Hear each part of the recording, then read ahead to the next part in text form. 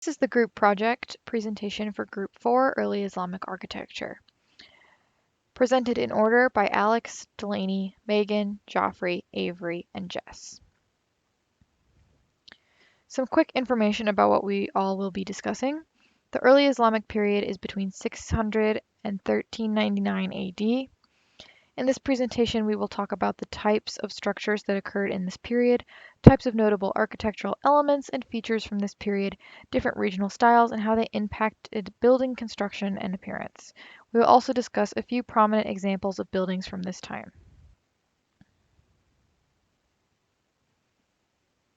Hi, my name is Alex, and I will be presenting the basic types of structures in early Islamic architecture. There are four major types of structures in relation to early Islamic architecture: mosque, palaces, tombs, and gardens, and courtyards. I will go through and discuss them in that particular order, starting with mosques. I must state that while I will do my best to try to pronounce a lot of these Arabic words, I will most likely pronounce things incorrectly. No offenses intended. I am just white. So, what is a mosque? The mosque, or masjid in Arabic, is the Islamic place of worship. The first mosque was the home of the Prophet Muhammad, who wrote the Quran, the holy book of the Islamic religion. Common architectural features of mosques are the mihrab, which is a wall that points in the direction of Mecca, the holy city. Prayer is conducted in front of this wall. The musalla, which is the prayer hall, where people will sit on the floor and pray. Minarets, which are towers that the hours of prayer are announced from. The kuba, or the dome, which is often above the prayer hall and is a symbol of the vaults of heaven and of the sky.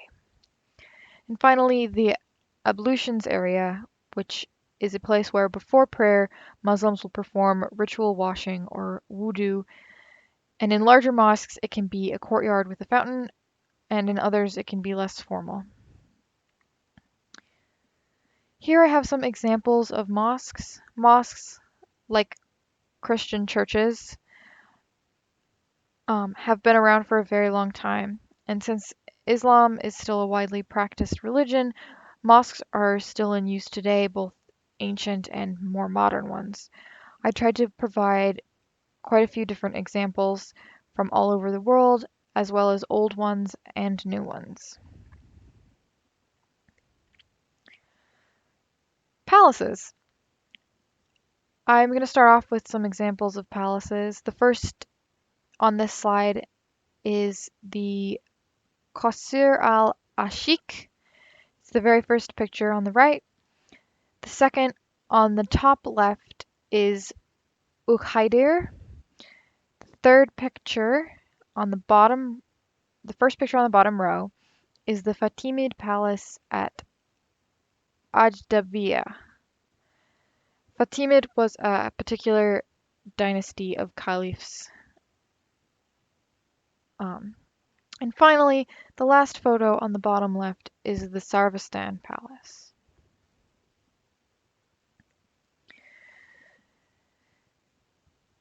The palace was the home of the caliph. The caliphs were dynastic rulers in the Middle East, much like kings in Europe or emperors in East Asia. Depending on the wealth of the dynasty, some caliphs would have more than one palace, and some would have a main residence and then a pleasure or vacation house. Some palaces were huge and encompassed entire cities, like those of the caliphs in Cairo and some of the Fatimid palaces. There aren't a lot of palaces still in good preserved condition from early Islam, but we can assume from those that are still standing and from some of the ruins that they had a wide variety of architectural features.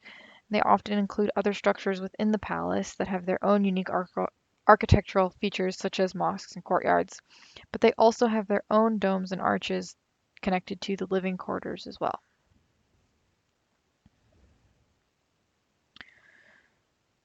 Tombs. Burial is very important in Islam as it is in most Abrahamic religions. It's very central to the belief associated with the afterlife. And so while average people were buried and were usually buried well, they wouldn't be buried with near as much grandeur as people like the caliphs, sultans, or Sufis. Sufism is a subculture of Islam that focuses on mysticism and closeness to God.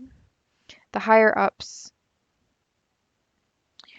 of this subculture would sometimes be buried in large grave sites. Tombs were mainly large mausoleums designed to make monuments of influential individuals. I made a list of some notable early Islamic tombs. The oldest Islamic tombs were from the Samanid Empire and were influential in the construction of future mausoleums. You can see the influence of their cubic construction here in this slide as they are the first two pictures on the top, and how they later had an impact on the construction of other tombs. As time went on, tombs became more elaborate, but they still maintained many of the original architectural features and styles.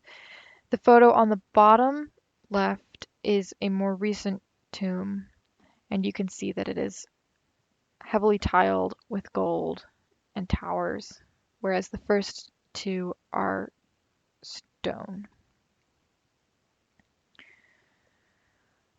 Courtyards and gardens. Gardens and courtyards are of great cultural significance in Islam. As it is a religion that began in a desert country, water and plant life is something that is just inherently valuable. It is also a religion with a lot of focus on purity and cleanliness, so once again, water plays an important role.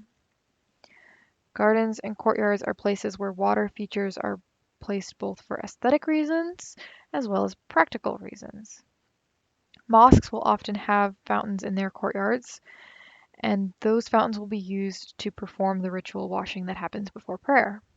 However, courtyards and gardens can also be part of palaces or they can stand alone. There are several styles of fountains that appear in gardens and courtyards that are designed to allow the water to take different shapes. The fountains are used as the focal point of the garden and sometimes have elaborate sculpture or mosaic.